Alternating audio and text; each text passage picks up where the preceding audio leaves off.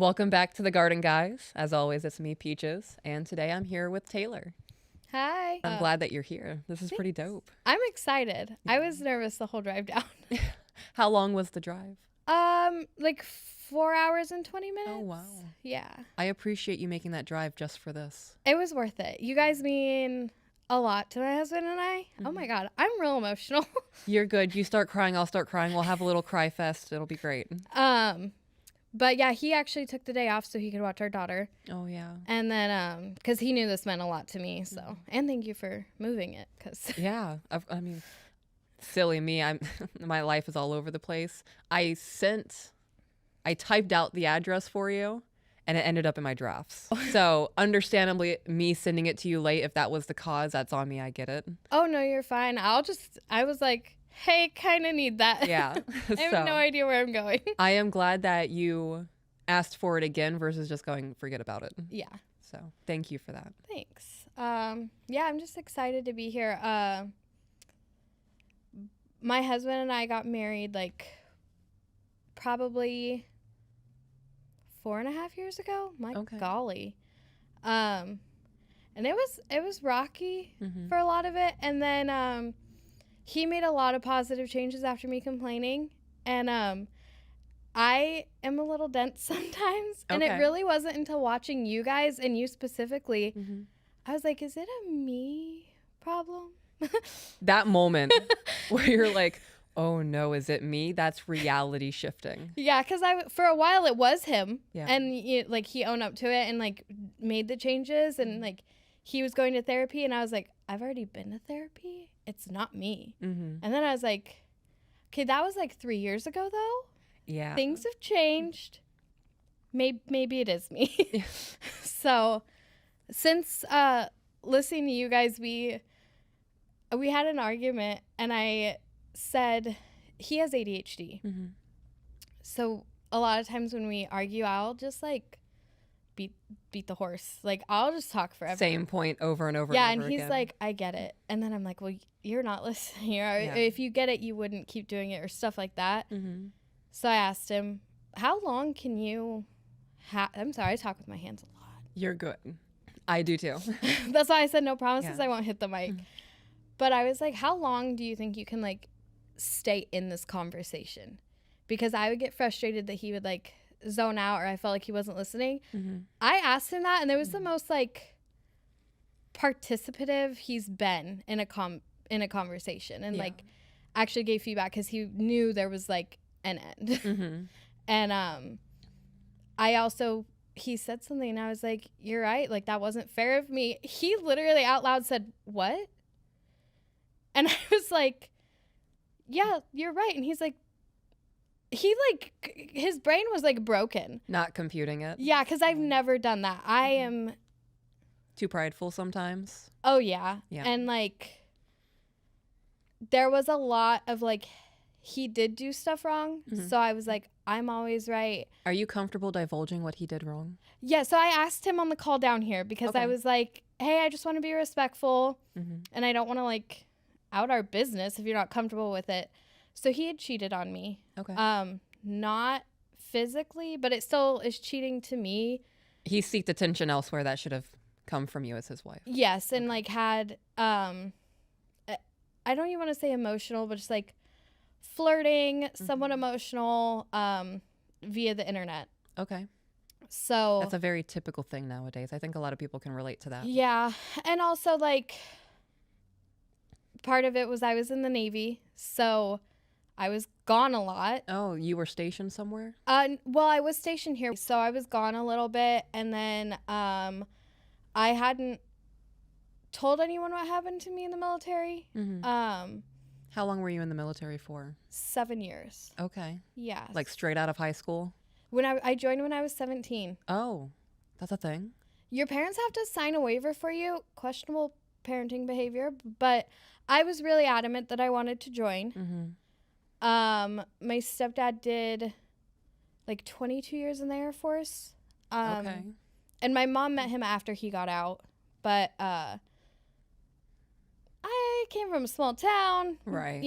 So I joined at 17. You had that strong military root in the family already. Yeah. Also, like, I needed to get out of there. I hear that a lot.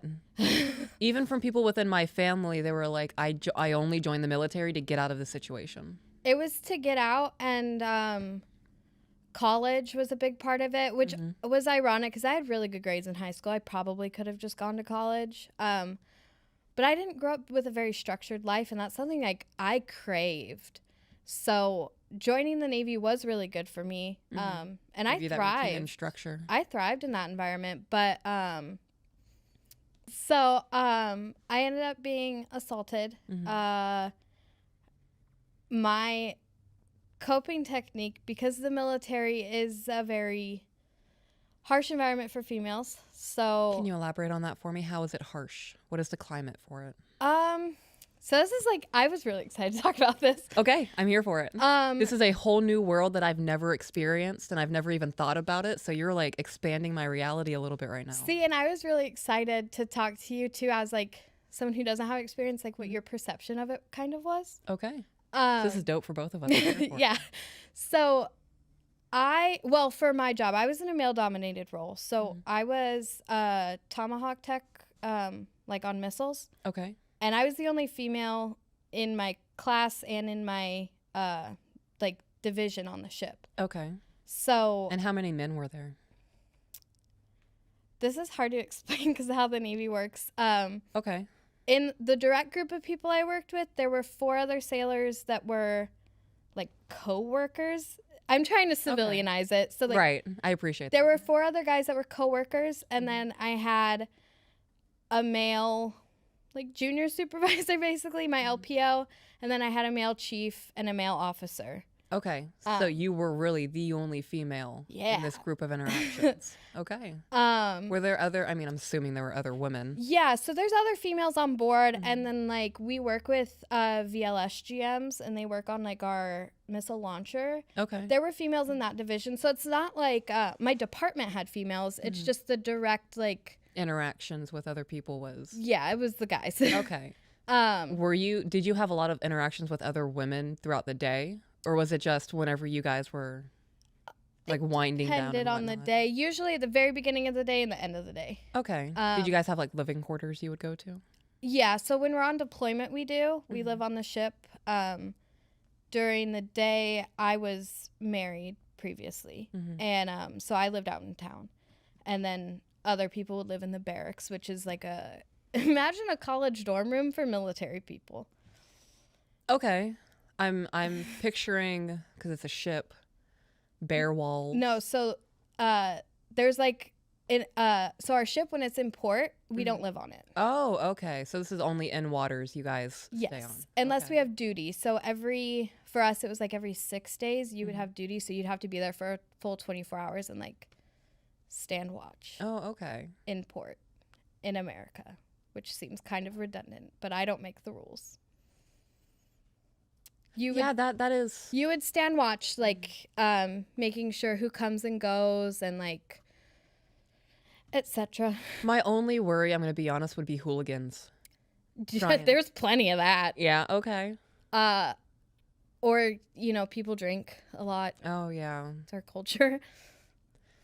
I don't drink like that anymore, so that wasn't even on my radar of things. But thinking about that, a lot of military people getting drunk seems like it could be a very problematic thing at times. And like having to walk back onto a ship because our stairwells are like really steep. I used to be one of those people. I joined at 17 and I made rank pretty fast. So I was an E5 when I was 19. Do you know what that means? I have no clue. I know that it's greater than 1 though. Yeah, so you started at E1, which is like a seaman, and then you like go from E1 to E5. I was really good at my job before what happened. But you turned 21 in the military. Yeah, I did. And I assume that was a massive celebration. Oh, it was. We had a piñata in the basement of our house that night, and people were handing me random drinks. Because in our community, for me, before everything happened, I was really trustworthy of like everybody. That's your family. And when I turned 21, we were not in our home port. We were in Maine. And the only thing to do in Maine is like go bowling or drink. Really? Yeah. Even with all the nature and stuff out there? Well, there's probably nature stuff, but I was not into that. Gotcha. Okay. So we weren't looking for trails. Me as a fresh 21-year-old, it was like go to work, go to the gym, go to the bar. That's a lot of people's lives, though. I mean, minus the gym. Yeah. It's working and drinking. Yeah. I stopped drinking after I got out. Yeah. Because of the assault? Is that why? Yeah. That was your catalyst? Well, I started drinking more heavily after the assault because my way of coping with it was like disassociating. I'm not going to acknowledge it happened because I was really good at my job, and I felt like, oh, if I acknowledged that, exactly what happened would happen. But it was what I needed. It's just not what I wanted.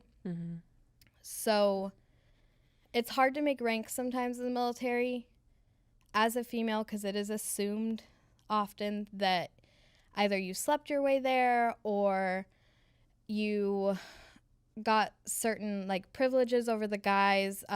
You were favored because you were a woman. Yeah, even if it wasn't not in a bad context, but like my chief used to say like, oh, you remind me of one of my daughters. And I was like, I want to be treated equally. So like I didn't get to do a lot of the like, oh, we're going out on the range today. Like, I was a small arms instructor, and it would be, okay, well, we need you to do the paperwork, or we need you to write down everyone's qual numbers or stuff like that. So, like, I would sometimes get backseated a lot from the way I wanted to be professionally. Right. But that also made me act in a way at home where I was, like, aggressive because I wanted to be seen as a leader, as capable. Yeah, at work. And I couldn't drop it when I came through the door. Right. So imagine me finding your podcast. Yeah. What was that like for you? God, I honestly think the first couple of times, like halfway through a TikTok clip, I'd be like, like next. Yeah.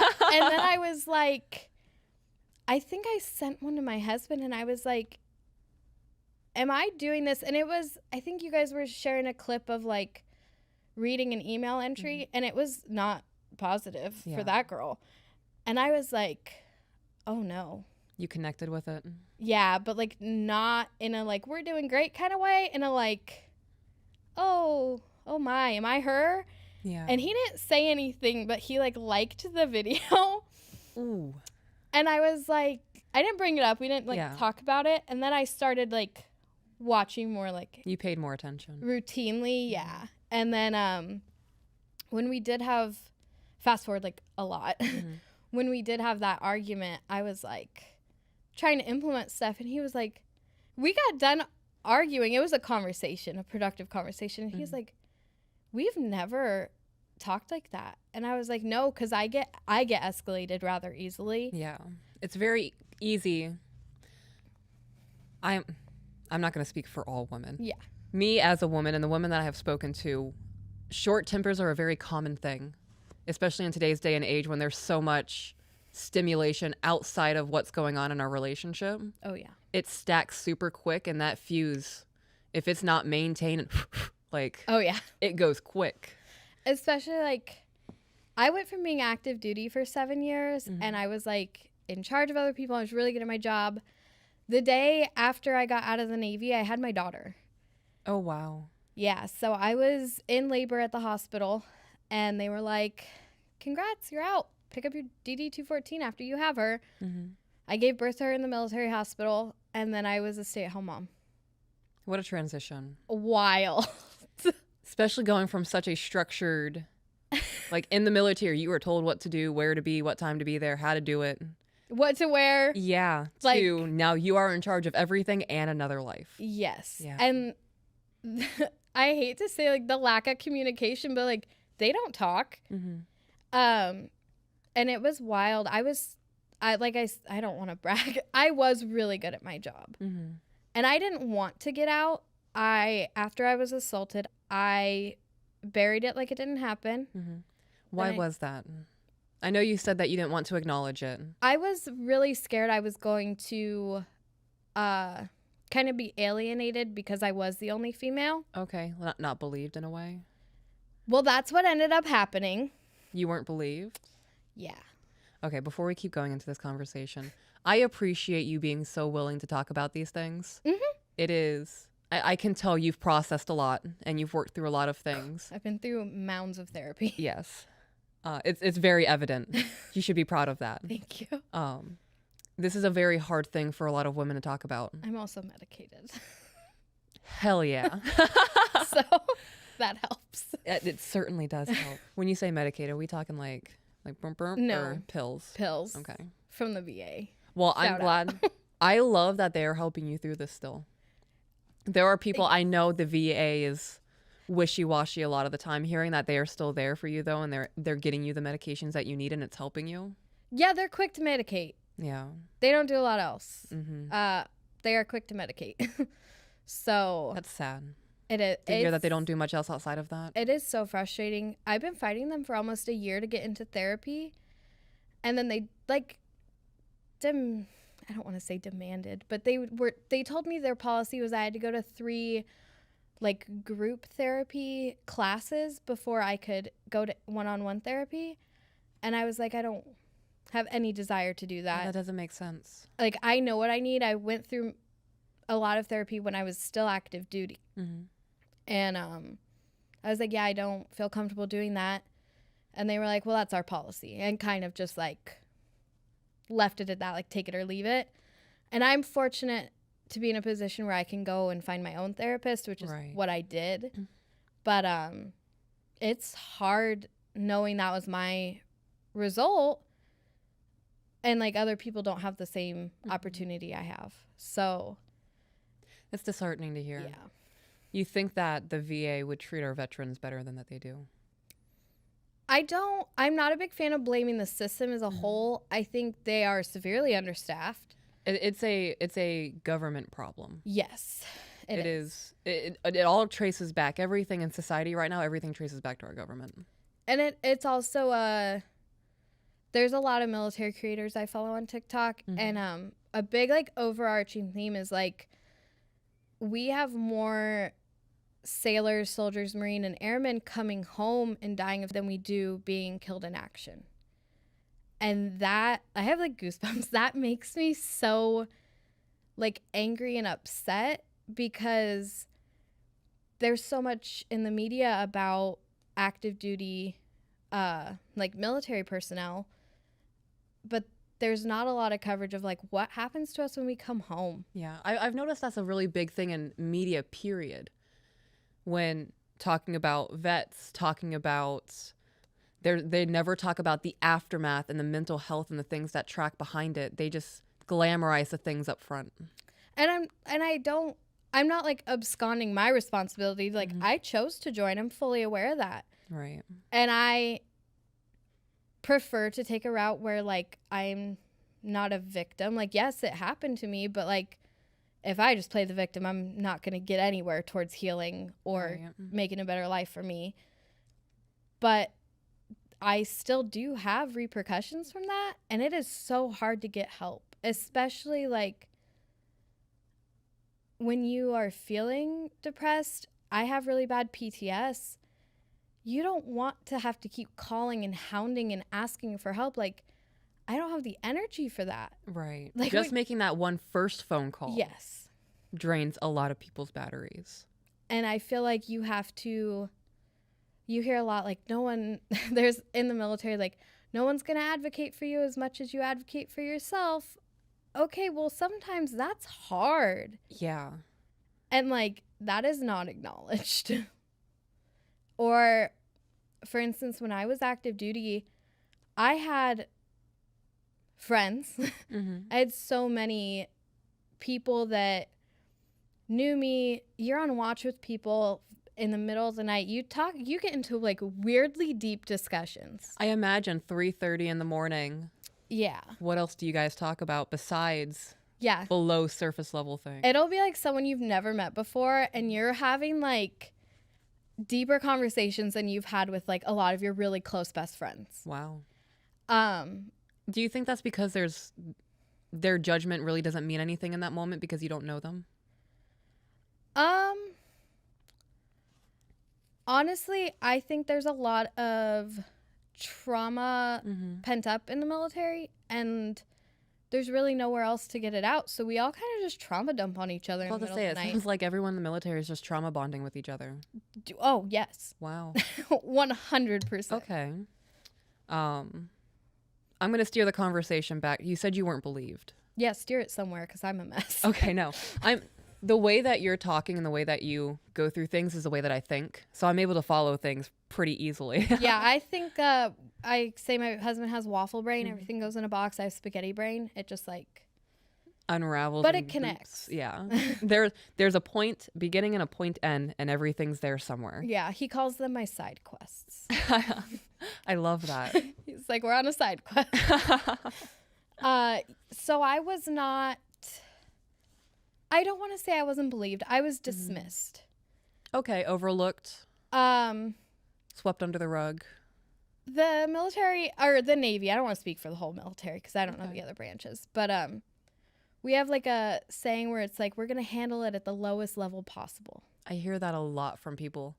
I had an uncle in the Navy. Yeah. And I've heard that once or twice. Yeah. So I went to medical because there are other people on a ship, like a sapper VA or a simio. So a simio is a command equal opportunity. I don't remember what the M stands for, but they're an equal opportunity person who you can like bring your complaints to and handle it that way. And it's very formal. Mine started with harassment, and I didn't feel like I was being like treated differently in terms of like, well, I'm not getting the equal jobs as the guys. I was just like being harassed while doing the same job as the guys. Okay. Is that a... Okay. Go ahead. I have so many thoughts. Running. First thing I want to touch on. Me too. Harassment. Yes. In today's society, there are blanket statements for everything. So can you clarify? So for how the military classifies it. Okay. It was verbal harassment, so nothing physical had happened yet. Okay, just inappropriate like conversing. Comments, conversations, things I never needed to know about. Oh, so they were divulging things about themselves that were inappropriate. Yeah. Okay. And also making comments towards me about my body or... Yeah. So I went to medical and I told HMC, which is our medical chief, and he was like, I'll handle it at the lowest level possible. I'll talk to so-and-so that was the simio. All of that is supposed to be confidential. My chief, who is not either of those people, came to me, and he had already told our division officer that's who assaulted me. Yeah. And he told him? So... I need to process that, Hagar. That's yeah. So this wasn't just some other random Navy personnel. No, this is someone I worked with every single day and who was in charge of me. Okay, so there's a power dynamic. And he was very much aware of that. So he was very aware of the power dynamic. And after everything that's happened, now I know I was not the only one. Wow.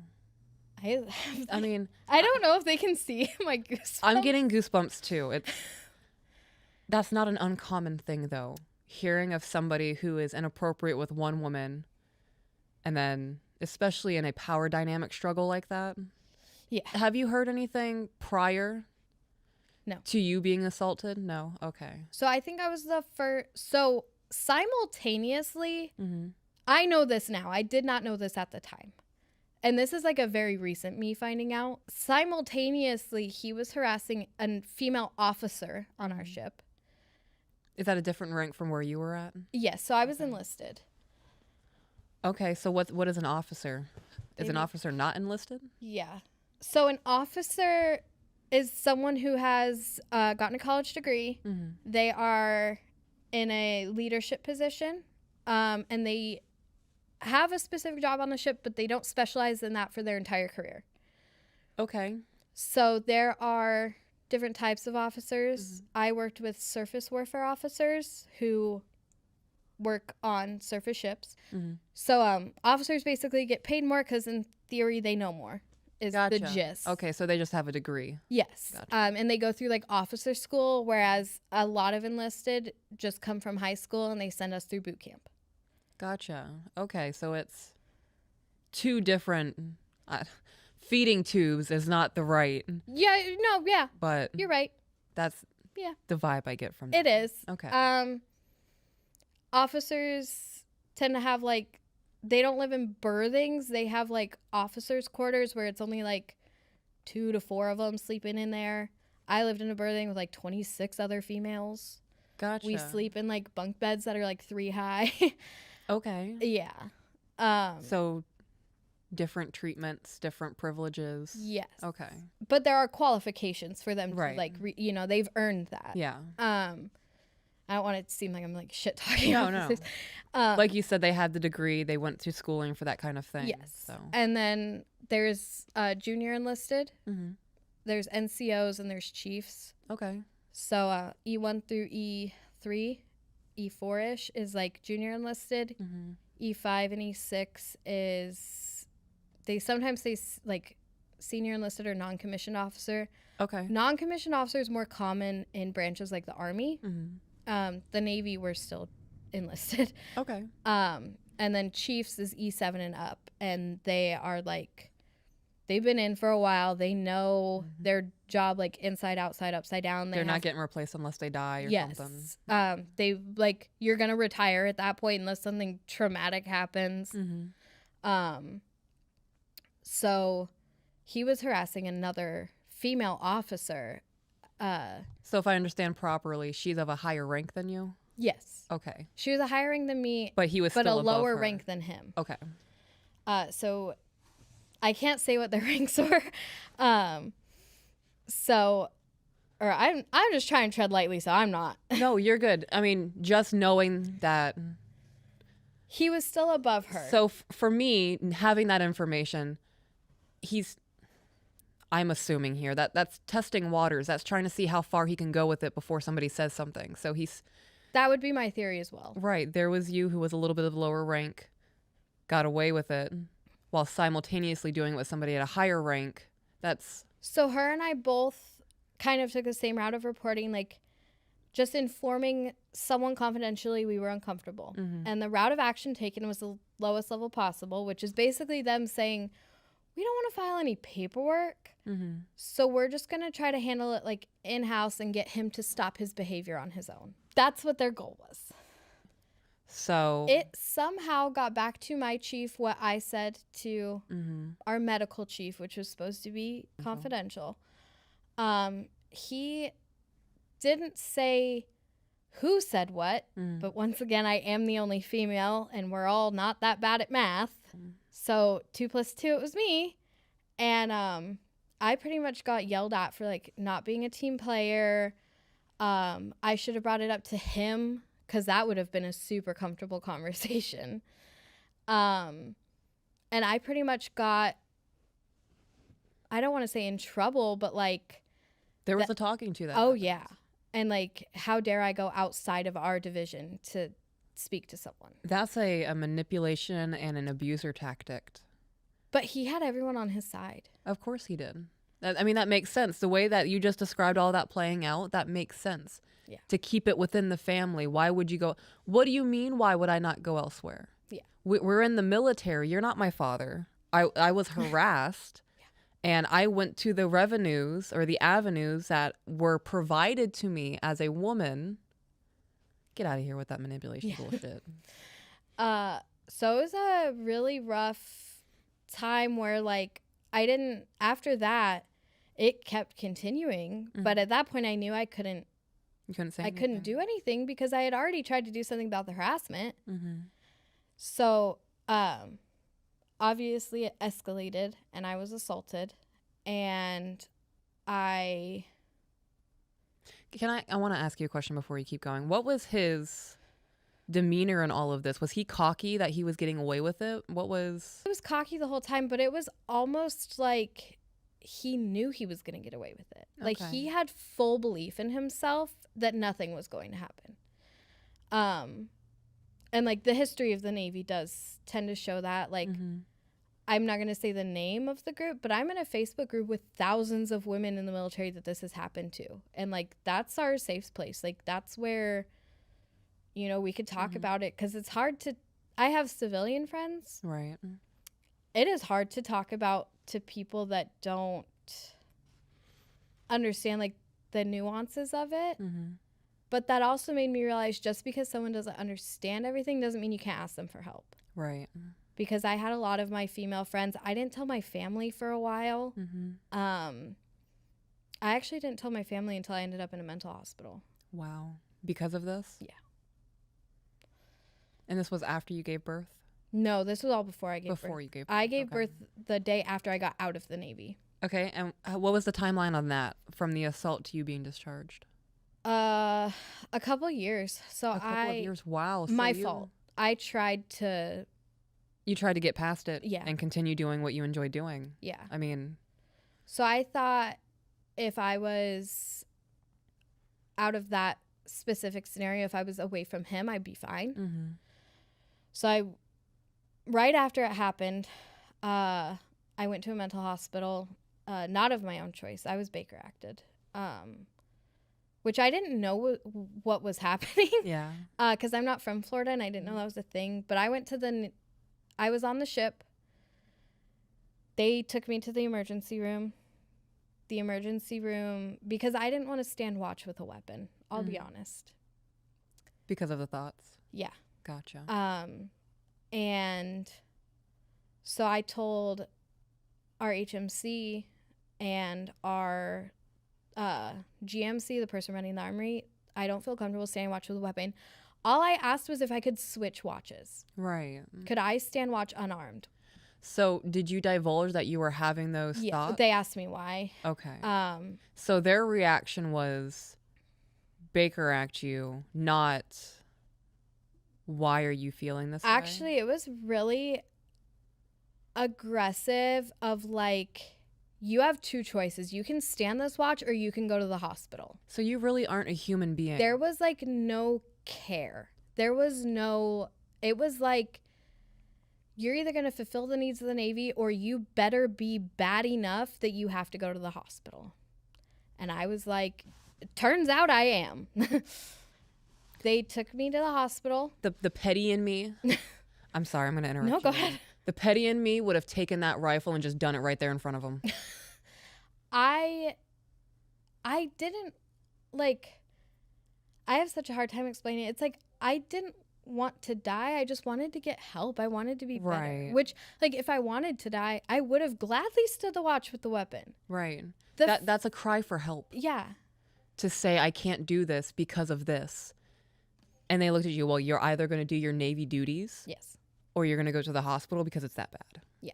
And, like, you better prove. But it was basically... Was it men you were speaking to or was it women? It was... the HMC was a man. The GMC was a woman. And they both... She didn't know... So she knew after she was running the armory. She knew after, like, I went to him. I wasn't going to arm up and this is why. And she actually came to me. She was... really understanding. She was like, I wish you would have just come and told me. Yeah. And she's like, because I would have, figured it out, whatever, blah, blah, blah. But I'm glad I didn't because I needed to get that help. Right. So you said that you weren't believed, however it was phrased. They were dismissive of the claims and then it escalated.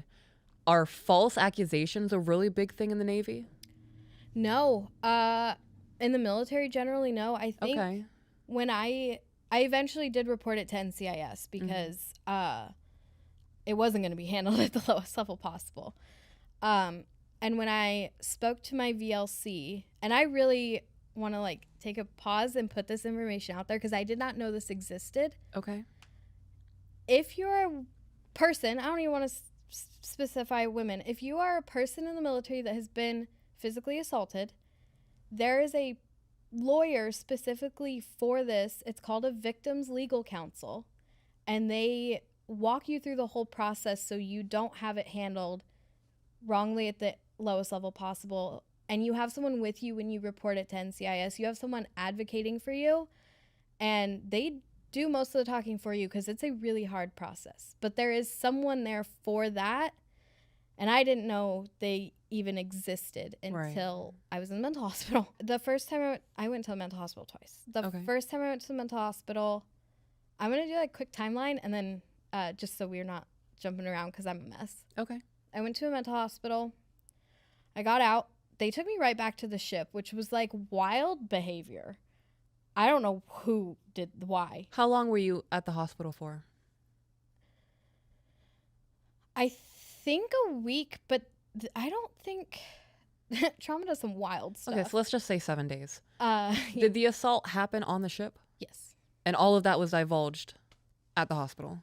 No. Okay. So when I went to the hospital, I was adamant that I wanted to continue my career, and I made the choice like that day when I went in that I would not specify why I was. Why? Because I've heard a lot, especially because I have family that's been in the military, that I wouldn't have been able to continue my career in the trajectory I was headed. Okay. Because I did make rank really fast and I loved my job, and my job does involve weapons. I didn't want to lose all that. Mm-hmm. Just because you were having a hard time. Yeah. And I was very stubborn, and I genuinely thought, like, I can handle it. Mm-hmm. I got it. Like, I joined the Navy at 17. I'm tough as shit. I got yeah, this. I'll be fine. Yeah. Was not fine. And I literally, like, I don't want to say did my time, but like I did the time in the mental hospital, which was horrible. The mental hospital that they work with where I'm from was horrible. Yeah, everyone that I've been to, I've been Baker acted twice too. Well, I don't know if you've been Baker acted. I was Baker acted once. The second time was my choice. So I was Baker acted twice. And both times that I was in the mental hospital, they just absolutely... the second one was not abysmal. It was decent. Like the people working there, some of them cared. Mm-hmm. But overall, there is a negligence happening. The second one I went to, I was phenomenal. Great. Yeah. Got me the help I needed. That's where I finally felt comfortable to tell them what was going on. Okay. That's dope. I love that. But have that environment. I think that's because I didn't go through the military. Okay. I'll get there. Okay.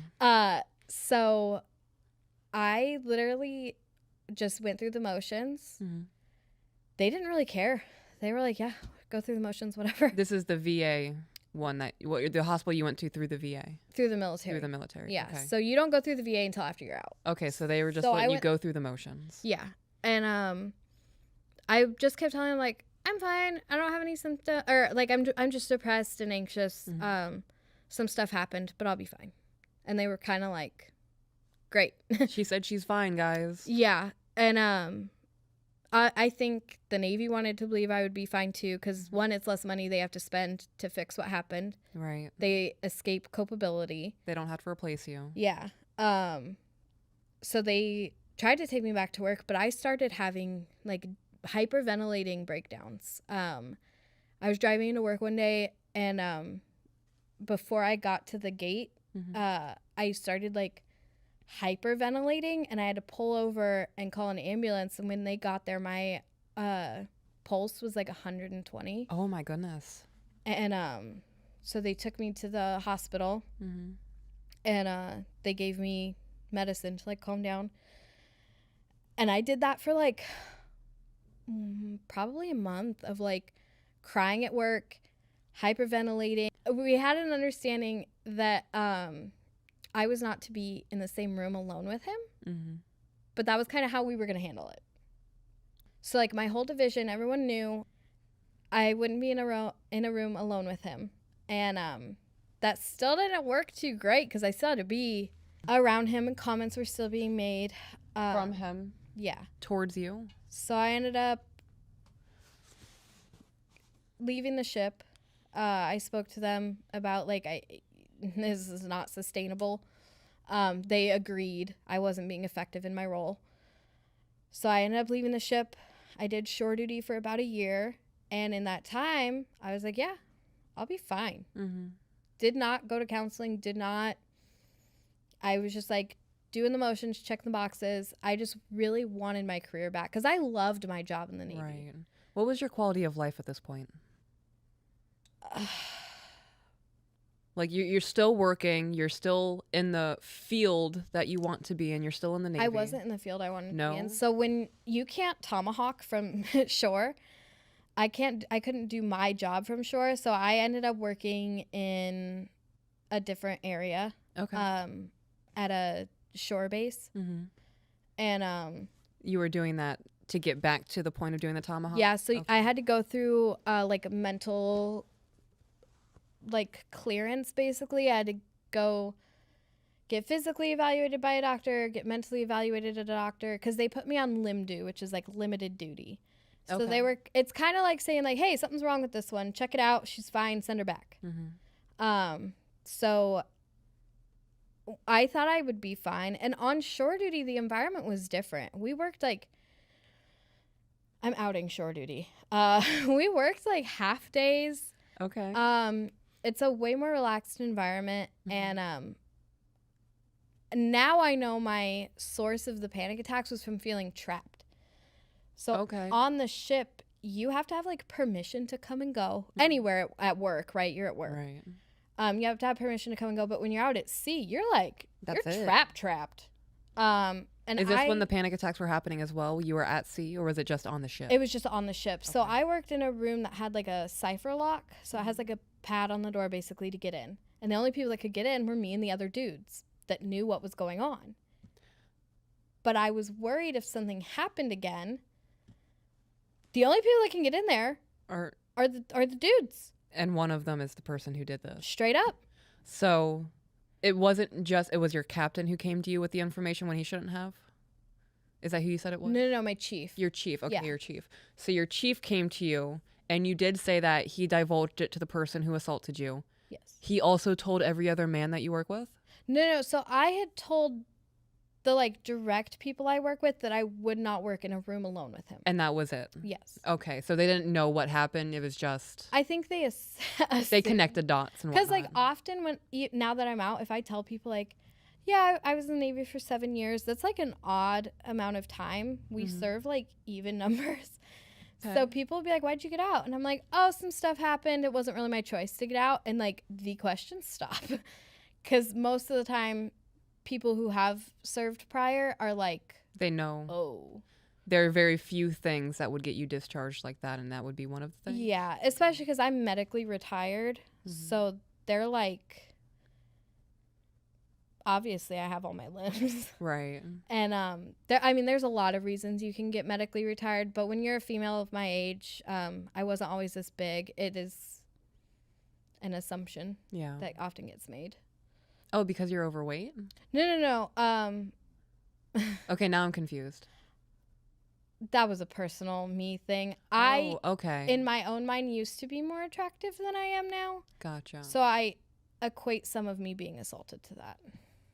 To you being attractive then? Yeah. I put on a lot of weight after I was assaulted because I didn't want to be seen as attractive. No, I get that. When I was at my highest weight, I was 340 pounds. Oh my God. At my highest weight. I've heard you talk about losing weight before. Yeah. And a lot of that was because I didn't want it to be looked at. I didn't want to be sexualized. I didn't want to appear as prey.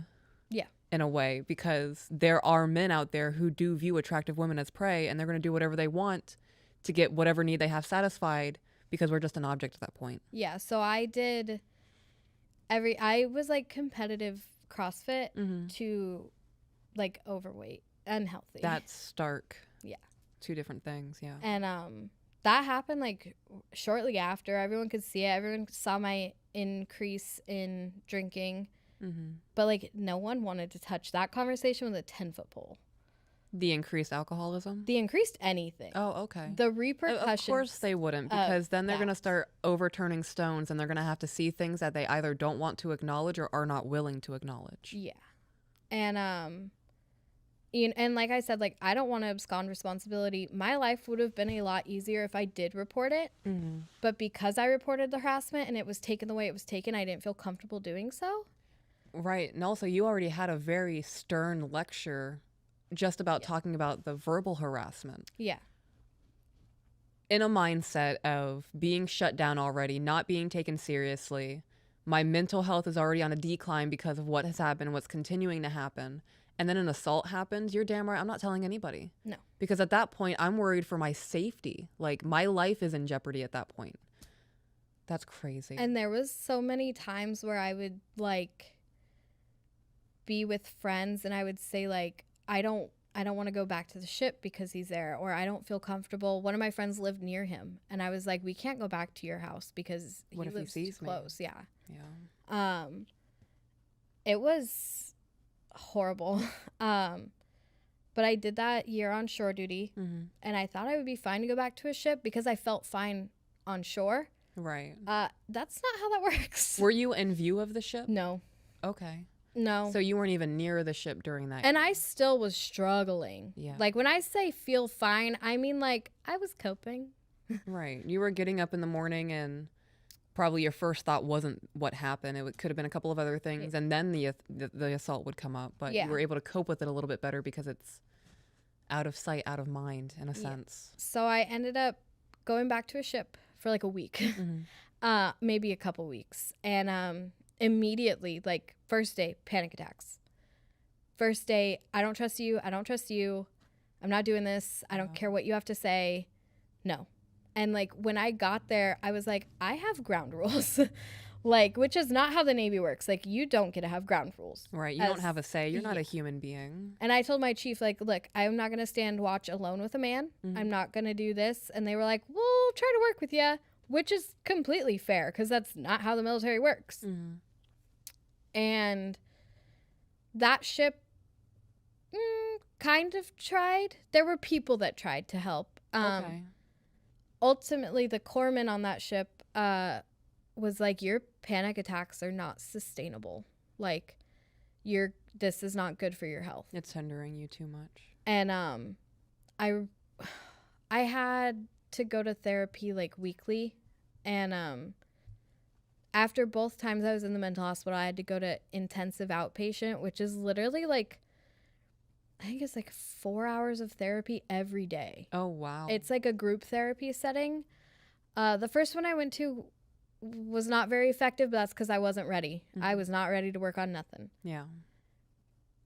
After I was having panic attacks on the second ship, they were like, you shouldn't have come back. I don't know why they cleared you. We can't do this. So then they started a second LIMDU, which makes you go through a med board, which is where, like, the Navy looks at, like, are you able to stay in the Navy? Yeah. And I had already lost so much at this point. I was like, I'm going to lose my career, man. I don't know what to do. My husband now was with me at the time, and he was like, you need to report it. And my mom didn't know yet. And I was on the phone with my therapist on top of the ship. Yeah. And we were supposed to be cleaning, doing sweepers, which, like, if you're in the military, no. I was on the phone with my therapist. Fuck. Ooh, I don't. Can I curse? Oh, yeah. I was going to say fuck off, and then I was like, you're good. And a chief came by and starts, like, I mean, bananas screaming at me. Oh, and your therapist got to hear all of it. My therapist did not care.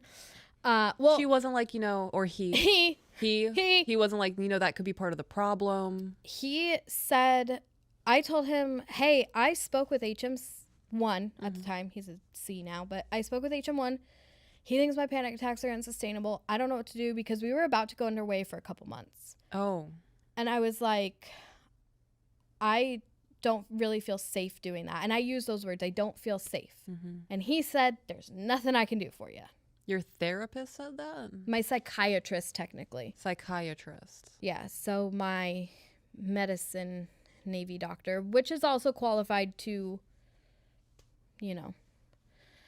be a mental health provider. So let me ask you a question. Yeah.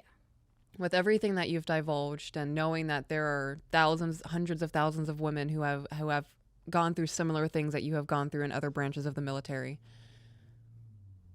what would you say to young women who are thinking about having a military career?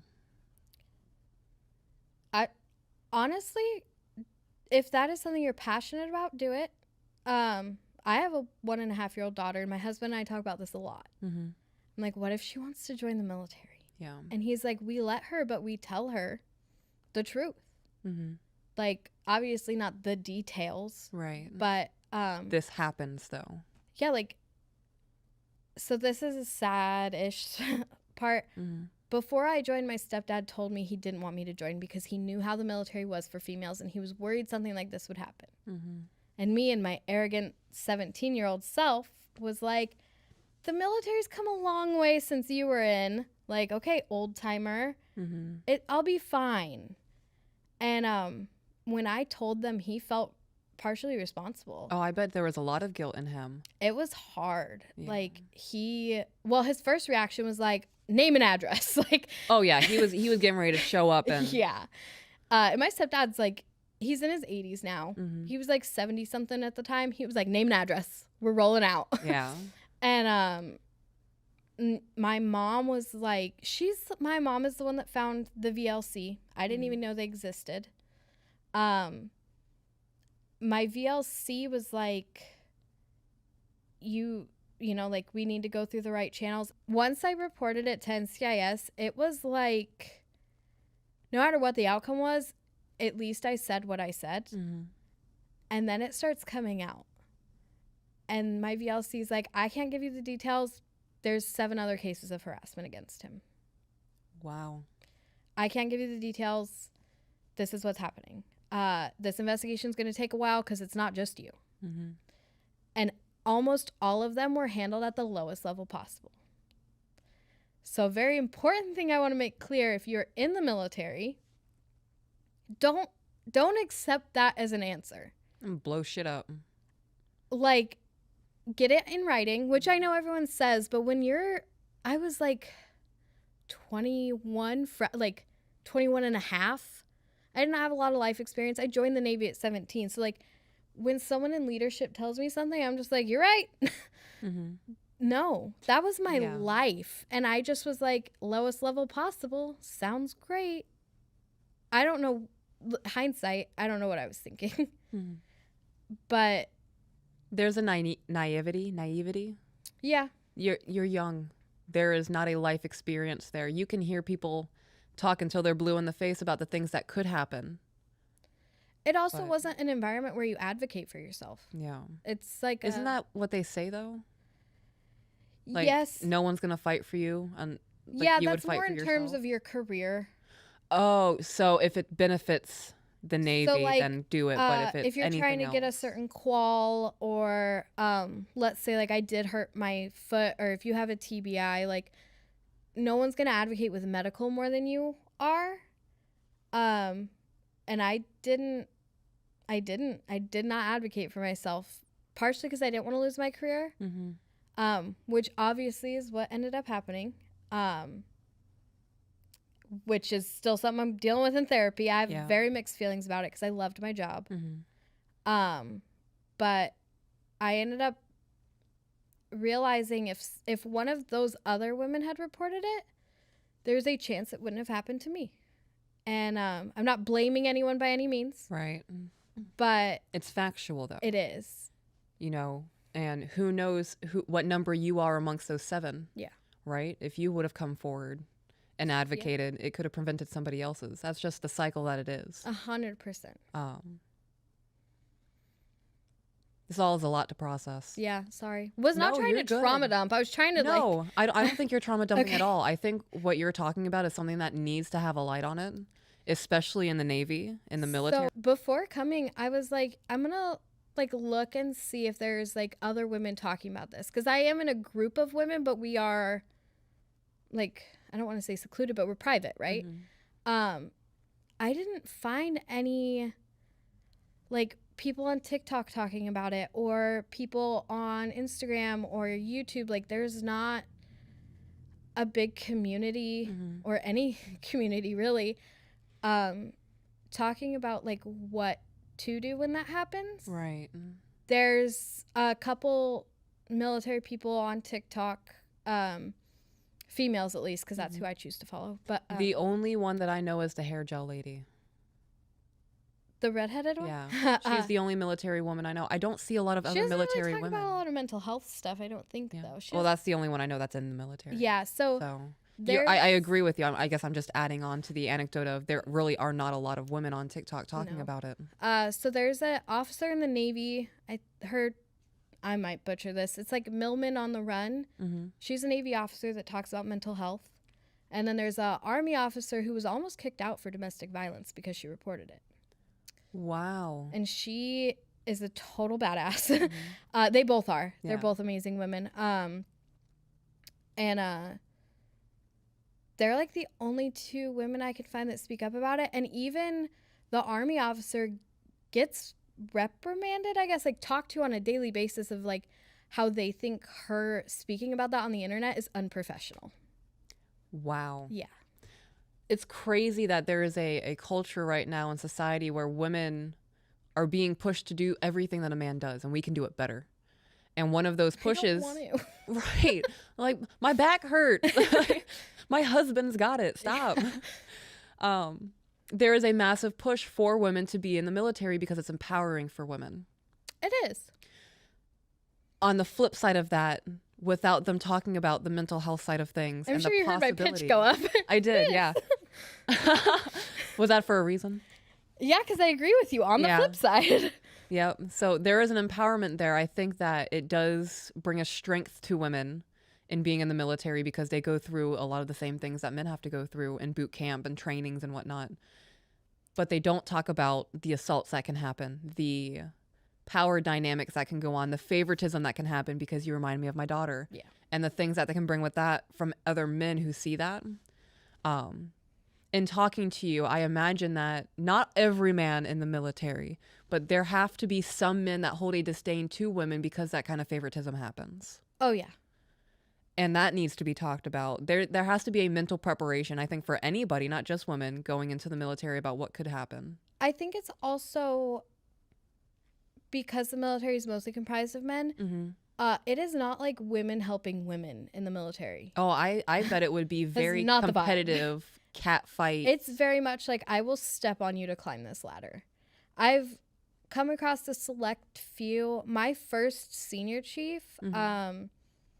I can't say her name because that would identify where I was at, but right. She's a master chief now. She's so badass. Yeah. She's always been like, we're all doing this together. Mm-hmm. That's probably one. Wow. Yeah. That's disheartening. You know, feminism was such a big movement because all women had the same goal of something. And for the most part, we have achieved pretty much that. There are a couple of areas where pay might be 3% difference, or I think they said 12% difference in some areas, some certain fields like hardcore man shit that women don't want to do. The feminism that's lacking in today's society is the women supporting women, the sisterhood of things. And also, like, because of the way I felt like I had to be in the Navy, I was bringing that home. Yeah. And we would get into arguments where my husband would be like, don't talk to me like I'm one of your junior sailors. And I would be like, I'm not doing that. And I was doing that. Yeah. You can save that to your phone, honey. But I was being aggressive and in charge, and like, now being a stay-at-home mom, like, obviously life has changed. Right. I've been through a ton of therapy. I'm not crying or hyperventilating right now, so like, that's definitely a big plus. It was the slow stop. Well, I feel like I'd be like, boom, right, and then everything's gone off one. But now, like, I get to embrace, like, yesterday he was like, oh, I need to do laundry for work. And we had trash. I'm gonna be honest, I don't even know when our trash day is. That's his job. Me either. Which is like, I talk to other women, they're like, that must be nice. Or like, oh, it is. I could never. And I'm like, I can. All day, every day. And I'm like, obviously, because of what has happened, like, we have other trust issues that we're working on. But like, he goes to therapy. I go to therapy. You guys have separate therapists? Yes. I love that. That's a big deal. Yeah. I think separately working on yourselves as individuals is going to help strengthen what you have together.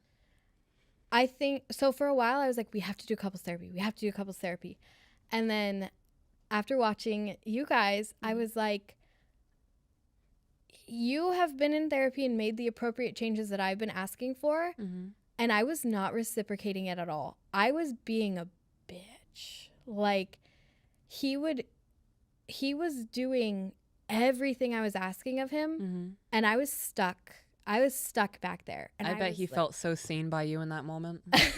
He literally was speechless. Yeah. He was like, well, he said, I think you need to go to therapy first. And I like, no, I'm not going by myself. We have to go together. Mm-hmm. Probably a couple weeks ago, I was like, I do need to go by myself because you're making changes and I need to work on forgiving you and moving past it, because like, I was expecting him to put in all the effort to fix our relationship. And then I realized if I'm not doing anything to also fix it, it's not going to get fixed. Right. Even though it wasn't my fault for it being broken. Mm-hmm. And if I let it continue, it would be my fault. Yeah. At least partially. Right. Because like, I was very masculine in my energy and what I was bringing home. Do you think that's because you were in the Navy, or it's because of what happened to you? This is my personal belief, and I am not trying to say it is a woman's fault anytime something like this happens. Mm-hmm. I think the way I was acting from the Navy contributed to what he ended up doing. Okay. I mean, that would make sense. Personally. That would make sense. You went from being, I don't know if you were hyper feminine, but there was a shift in you after that. Yeah. And there was a hostility. Yeah. I was really angry. Mm-hmm. I didn't want to talk about it. I was very reactive. Mm-hmm. And like, I still am pretty reactive. This is like new for me, working like self-realizing. Reflection, yeah. Like, it's okay to be more feminine, and it's okay because I was very controlling because I had lost so much control. Yeah. You were grasping at everything you could. I wanted to do everything, be in charge of everything. I was always right. Mm-hmm. And the me always being right was not letting him like lead our family. It wasn't letting him feel confident in any decision he made, because I would be like, no, you're wrong. Yeah. Or I would just go behind him and like do it my way. Mm-hmm. And I genuinely didn't see anything wrong with that until I watched To Be Better. Yeah. And I was like, well, no, I am right. Every time we talk about it, I was like, I understand where you're coming from, but, and then I like hear Chris in the back of my head, like, if you say but, you're negating everything at the beginning of that sentence. Yeah. And I was like, okay, like I made a lot of changes after because for a while I was like, I'm not going to do anything until I see you putting in the effort. Right. Mm-hmm. And he did. And then I still was like, fuck you. Yeah. Which like I do have every right to be a little bit. Mm-hmm. Every once in a while you can just sprinkle that in there. But like, hey, I thought about it. Fuck you. And like sometimes when I am in a bad mood, I'll be like, hey, I just want you to know, like, you didn't do anything today that upset me, but I had X, Y, and Z happen that reminded me of this. Mm-hmm. And he'll just say, like, I'm sorry. Like, yeah, I mean, that's all that can be said. There's nothing else he could do. He's changed his behaviors. Mm-hmm. And just to say how far he's come, when I called him on the way here and I was like, do you mind if I talk about it? Because, like, I mentioned it in the email. And I was like, I don't know how much you want me to, like, be willing to say, because it's your life, too. And I want to be respectful of that. He was like, I really appreciate that. Yeah, you can talk about it. Yeah.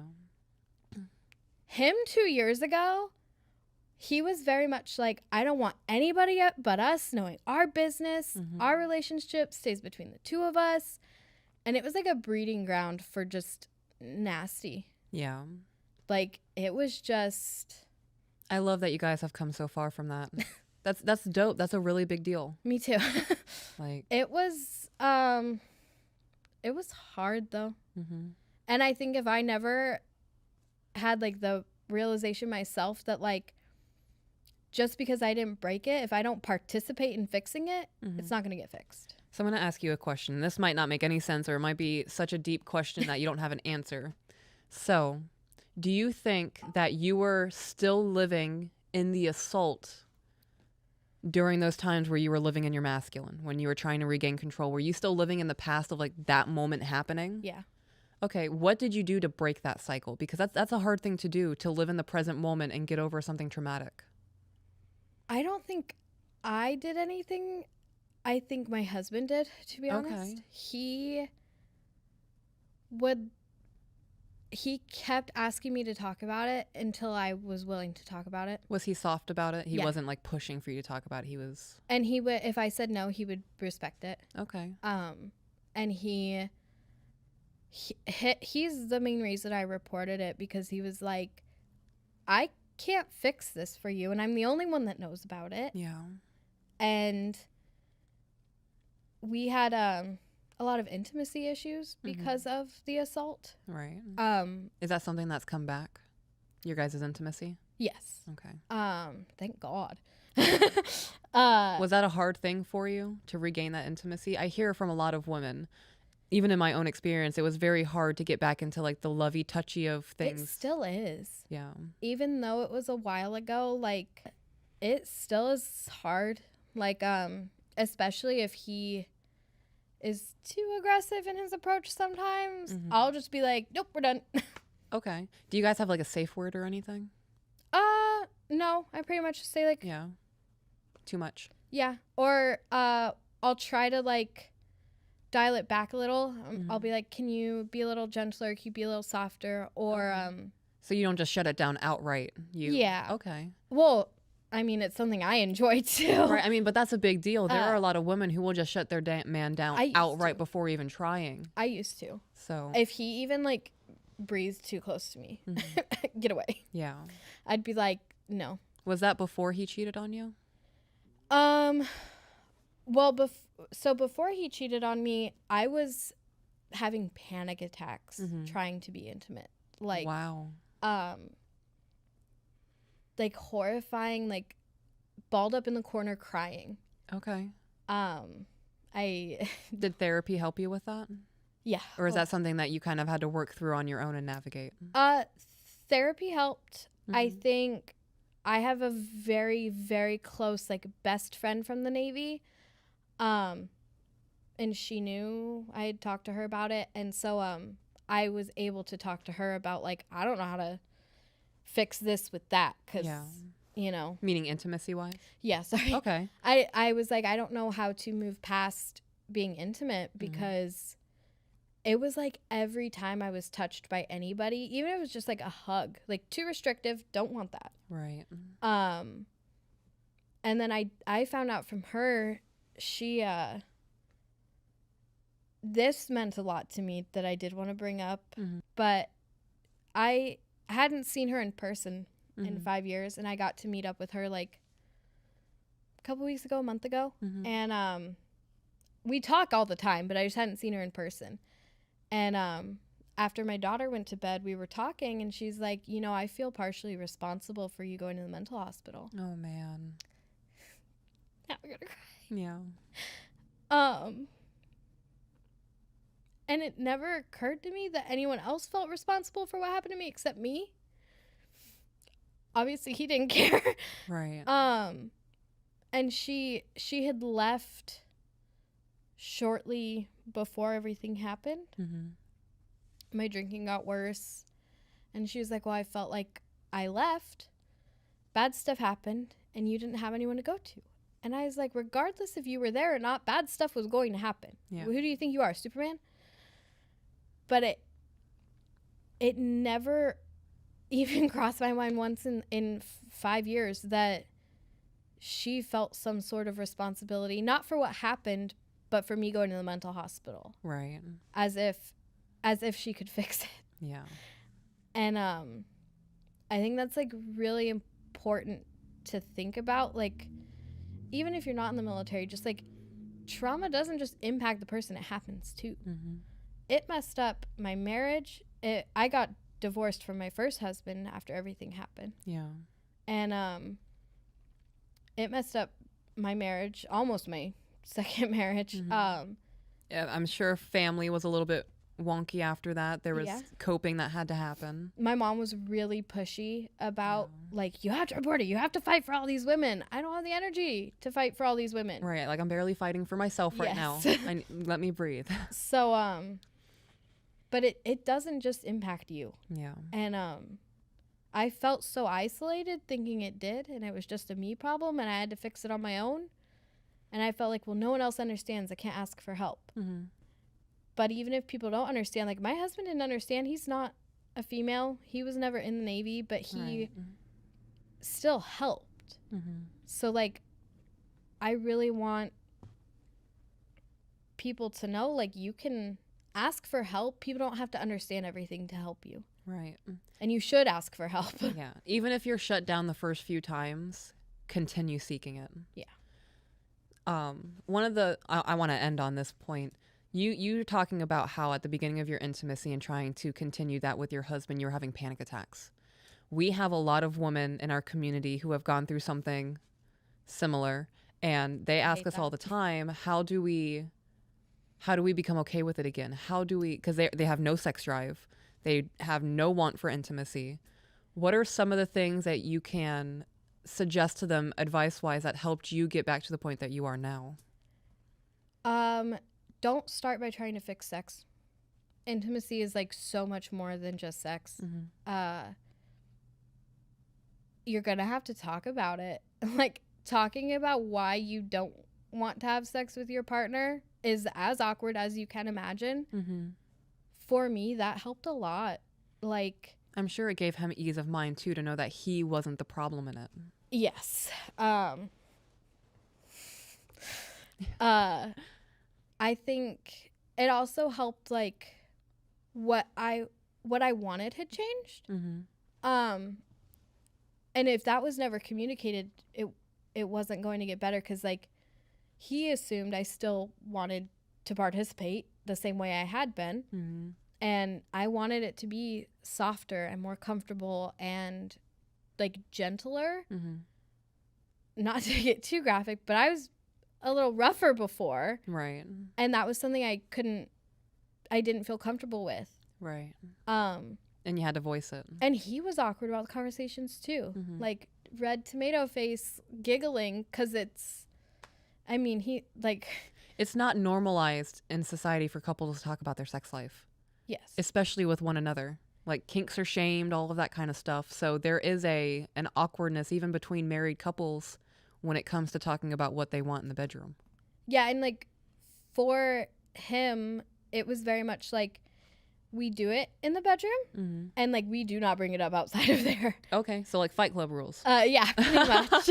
So we'd be, like, on the phone, and I'd be like, hey, so, like, I was just thinking, and I'm pretty open, and it was, like, awkward conversations a lot, and then it was, like, him, trying to be gentler, me explaining what I wanted a little bit better, but also being intimate outside of that. Like, when we're watching TV, like, cuddle. When you're in the kitchen cooking, like, we can't both cook together at the same time, drives us bonkers, but, like, just being there and, like, having date nights, having intimacy outside of the bedroom, hand holding, making out, really helped, because I felt for a while like that's all I was like a sex object.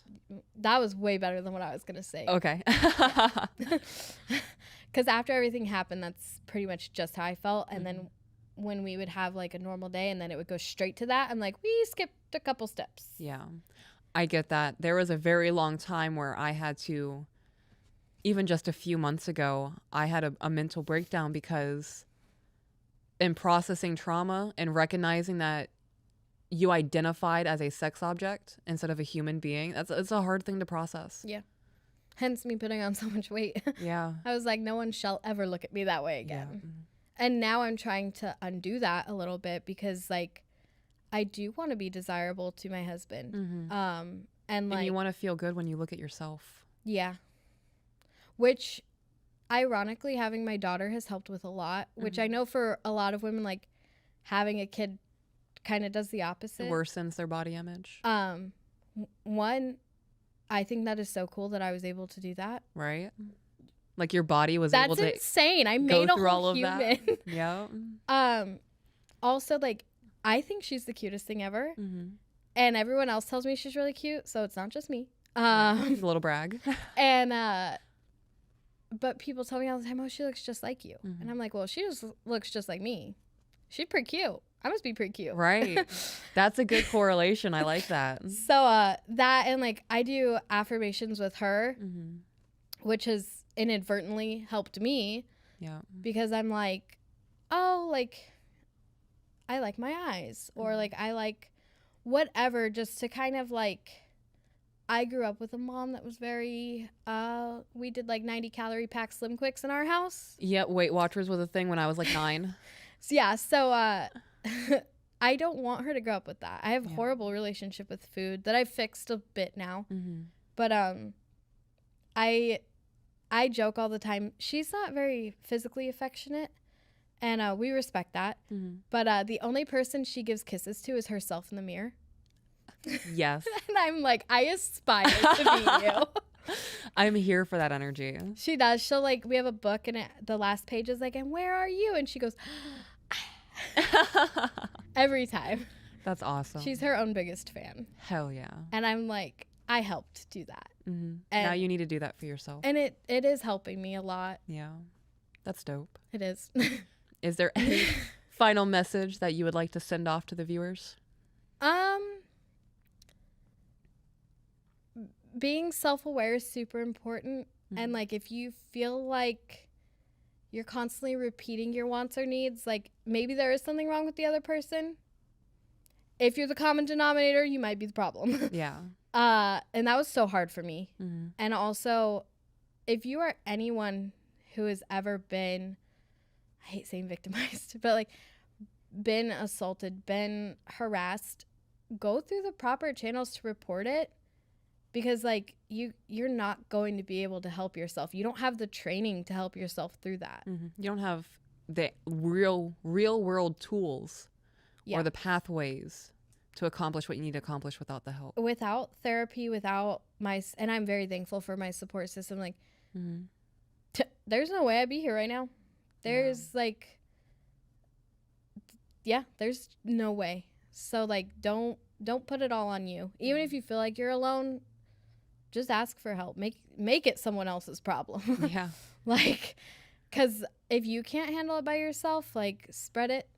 I always joke, like, it's like carrying a bag of boulders around. Mm-hmm. Sometimes you're gonna have to set it down, hand it off to someone else. Yeah. Like, help literally carry the load. I know that's so cheesy, but divvy up the boulders a little bit. yeah, like, other people can handle it. Yeah. And since letting my husband help me, our relationship's been so much better. There's a closeness there now. Because he is my teammate. Yeah. And like, listening to you and Chris, like #1 fan. Like, listening to you say, like, you don't care what other people think about how you look. You only care if he desires you. I'm like, yeah. Like, we joke all the time. Like, I'm like, do you care if I go out with you right now looking homeless because I don't have the energy? Mm-hmm. He's like, yeah, I still love you. Yeah. But then when I do dress up, he'll be like, oh, hey. Giving you the attention. And I'm like, that's for you, because I do not care. Like, I broke out because of makeup last week. He's like, are you going to put makeup on today? I was like, no. I did that for you. Yeah. I love that. You know what I look like. I don't care how much of YouTube sees me like this. Yeah. Thank you for coming on the show and sharing your story. Thanks for giving me a platform to talk about something that's like so important to me, even if I didn't verbalize it super well. I think you did a very good job. Thank you. It's been super dope talking to you. I think you have a very empowering story that I think a lot of women will get benefit from. And if you are ever wanting to be on the show again, I would love to have you again. Oh, thank you. All right. And with that, thank you guys for joining us in the garden, and I shall see you on the next one.